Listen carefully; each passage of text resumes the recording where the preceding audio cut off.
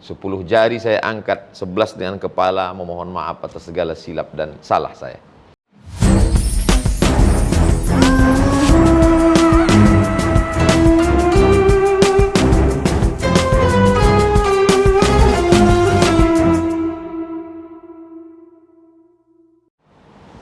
Assalamualaikum warahmatullahi wabarakatuh.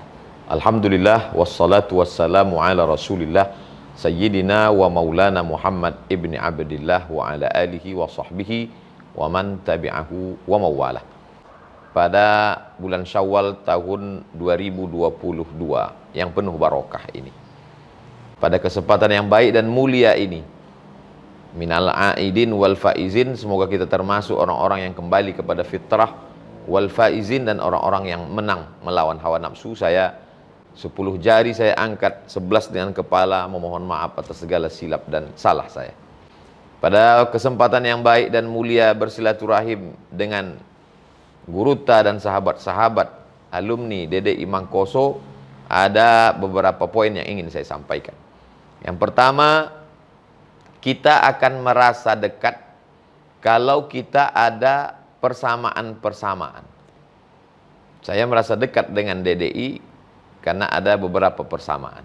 Pertama, dalam akidah mengikut Imam Abul Hasan Al-Asy'ari, Asy'ariyul Aqidah. Dalam bidang fikih mengikut pendapat Imam Muhammad bin Idris Asy-Syafi'i, Syafi'iyul Fiqh. Dalam bidang tasawuf mengikut tasawuf Sunni, Imam Junaid Al-Baghdadi dan Imam Abu Hamid Al-Ghazali. Tasawuf yang menekankan pada tazkiyatun nufus, pensucian hati, yang berpedoman kepada kitab-kitab seperti Ar-Risalah Al-Khusyairiyah, kitab Ihya Ulumuddin. Kesamaan ini membuat walaupun kita jauh dari Pulau Sumatera ke Sulawesi Selatan, tapi membuat ada kedekatan secara teori. Ini yang pertama. Yang kedua, yang membuat kita bisa dekat adalah bahwa kita merasa bagian. Saya merasa bagian dari DDI. Apa yang membuat saya merasa bagian? Karena kedekatan secara personal dengan sahabat-sahabat alumni DDI, baik ketika di Mesir dulu sebagai pelajar, maupun setelah pulang berkecimpung di medan perjuangan dakwah bersama di tengah umat. Saya merasakan mungkin karena sama basic yang trilogi tadi, akidah, fikih dengan tasawuf, sehingga saya merasa sahabat-sahabat pun merasa saya bagian dari mereka, dan saya merasa bagian dari DDI. Kemudian poin yang ketiga adalah tokoh-tokohnya. Saya bertemu dengan Puang Profesor Farid Wajdi. Secara usia jauh di atas. Secara senioritas di Al-Azhar jauh sekali. Secara keilmuan, Masya Allah, tabarakallah, guru yang digugu dan ditiru. Banyak ilmu yang dapat saya ambil. Biasanya kita kalau ketemu dengan tokoh-tokoh itu, setelah pulang kita bisa merasakan sendiri.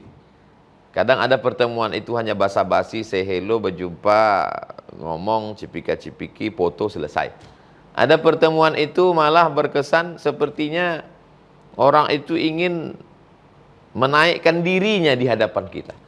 Saya juga dulu ketika muda, saya.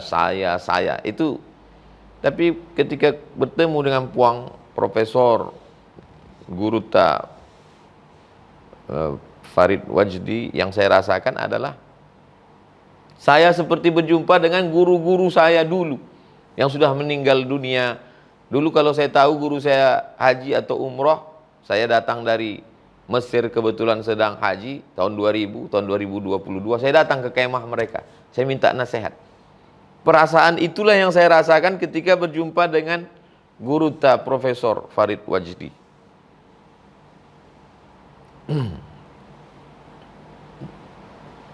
Ada perasaan yang tak bisa diceritakan. Bagaimana wajahnya masih saya ingat sampai hari ini.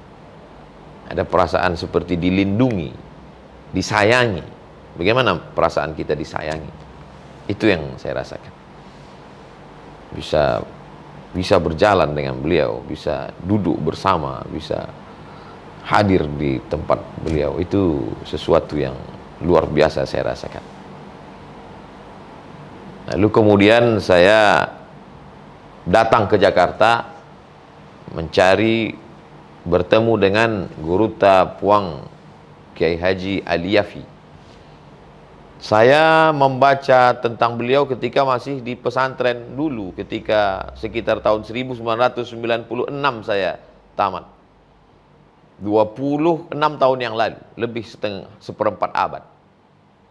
Bayangan saya, Guruta Puang Kiai Haji Ali Yafi adalah orang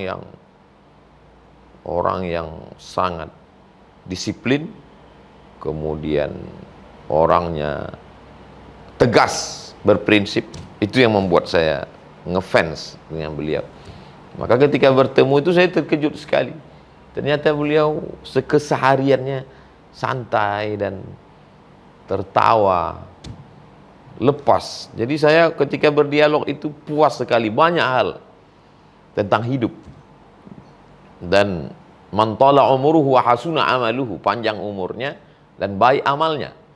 Sementara saya umur belum tentu panjang dan amal belum tentu baik, dan baik pun belum tentu ikhlas. Nah, itu jadi saya datang bertemu dengan Guruta Puang Ali itu sedang mengukur diri, apakah aku bisa seperti beliau. Tapi di tengah ada masanya serius, ada masanya berprinsip, tapi ada masanya bercanda. Apa nasihat Guruta untuk saya?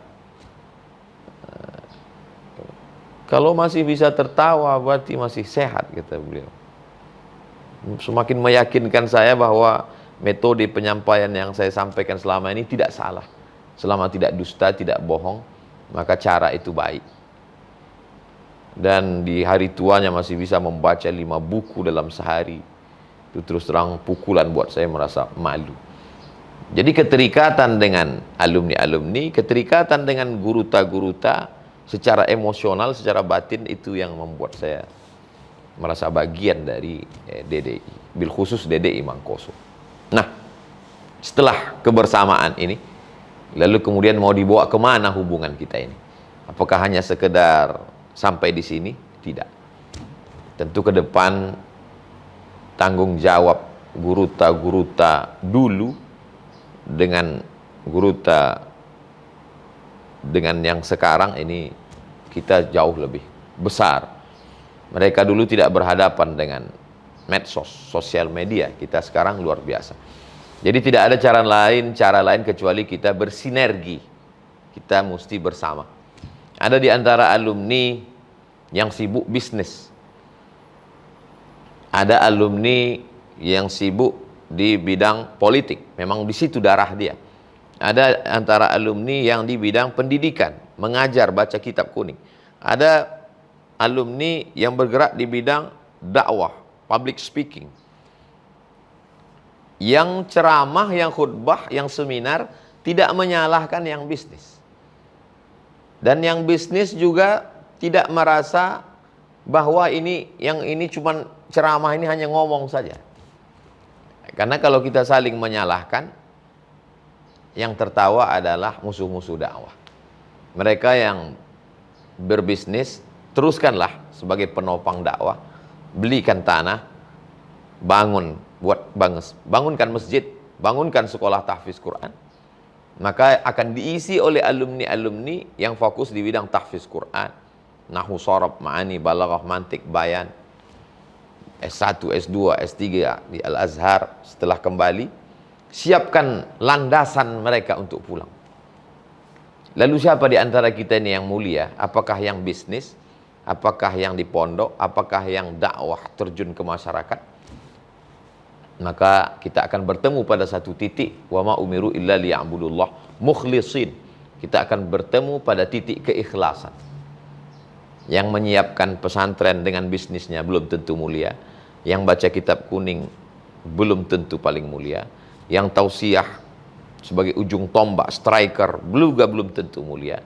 Yang paling mulia adalah yang paling ikhlas, dan kita saling mendoakan supaya doakan saudaraku ini ikhlas. Insya Allah kalau kita bersinergi bersama, saya bagian iklan endorse-nya saja.